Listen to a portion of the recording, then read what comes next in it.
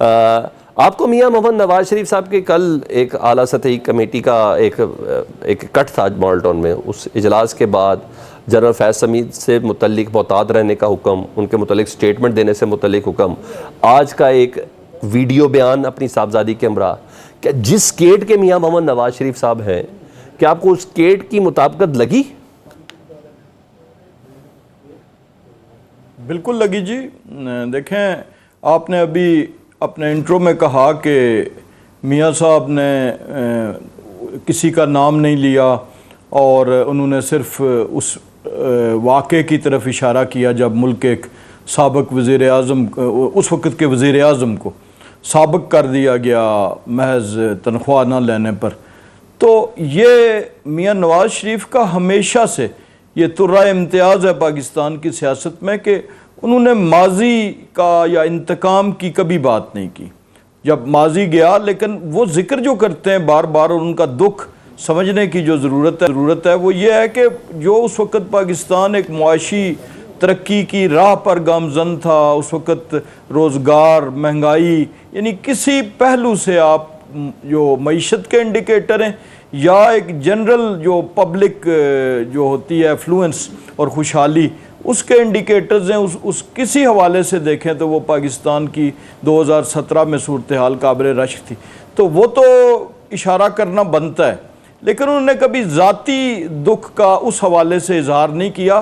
مجھے کیوں نکالا جو لفظ ہے، جملہ ہے، یہ بنیادی طور پر اس پورے ایونٹ کو، بلکہ اس پوری ایپیسوڈ کو کہ جو پچھلے 2013-14 سے شروع ہوئی تھی دھرنے سے اور 2017 پہ منتج ہوئی اور پھر 2018 کے الیکشنز پہ، وہ اس کی طرف اشارہ کرتے ہیں. اچھا راجہ صاحب، آپ کو کیوں ایسا نہیں لگا کہ جس کیڈ کے میاں محمد نواز شریف صاحب بل کلنٹن سے ملاقات کرتے تھے، نواز شریف صاحب چین کے صدر سے ملاقاتیں کرتے تھے، آج وہ نواز شریف صاحب 2 مہینے کے لیے اپنی صاحبزادی کے ہمراہ بجلی کے یونٹ کے پیسے کم کر رہے ہیں؟ حالانکہ یہ بھی مریم نواز صاحبہ کو کرنا چاہیے تھا. نواز شریف صاحب کو تو پنجاب حکومت میں کوئی عہدہ بھی نہیں ہے. ایک تو یہ چیز. دوسرا، ہمیشہ مجھے کیوں نکالا کے ساتھ نا وہ جنرل باجوہ صاحب کا نام لیتے تھے اور جلسوں میں تصویریں تک چلتی تھیں. مجھے کیوں نکالا کے ساتھ جنرل فیض کا نام بھی لیتے تھے.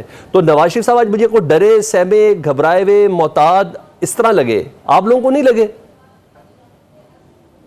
جی بالکل، کچھ مواقع پہ انہوں نے نام لیا، لیکن وہ دور کون سا تھا؟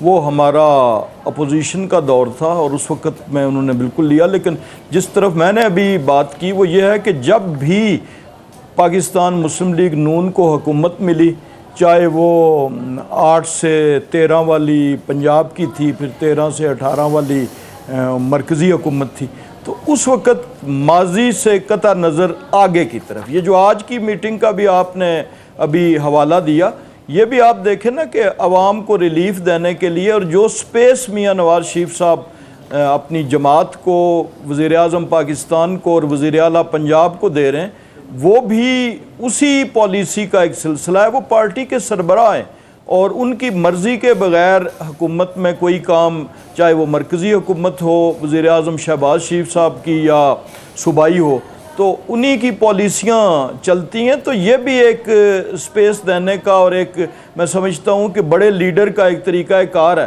کہ اگر وہ ہر چیز میں خود وہ شروع کر دیں تو پھر شاید وہ اٹانومی یا وہ لبرٹی وزیر اعلیٰ پنجاب کو یا وزیر اعظم پاکستان کو قدرتی طور پر نہیں ہو. ویسے نواز شریف صاحب کو تو میرا خیال ہے کہ اب سوال یہ کرنا چاہیے تھا نا، مجھے کیوں لایا گیا؟ پہلے نکالے کی بات ہی، مجھے کیوں لایا گیا؟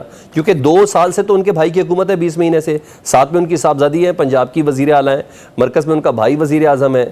تو اب تو نکل جائیں نا ان گلے شکووں سے، ہمیں تو پاکستان کو آگے لے کے جانا ہے. تو ابھی تک ہم لوگ اتنے عرصے بعد میاں محمد نواز شریف صاحب نے خاموشی توڑی، اور توڑی بھی تو ادھر آ کے بس. دیکھیں، یہ وہ جو 2017 میں جن جرائم کا ارتکاب ہوا وہ ریورسیبل پروسیس ہے، وہ پاکستان کی تاریخ سے کبھی بھی نہیں نکل سکے گا. جب بھی پاکستان کی تاریخ لکھی جائے گی سیاسی یا معاشی، تو اس میں یہ ذکر لازمی آئے گا. یہ تو اس سے ٹھیک ہے. یہ فردوس شمیم نقوی صاحب کو شامل کر لیتا ہوں میں، باقی کوئی اپنا ذاتی، ٹھیک ہے، ذاتی ان کا کچھ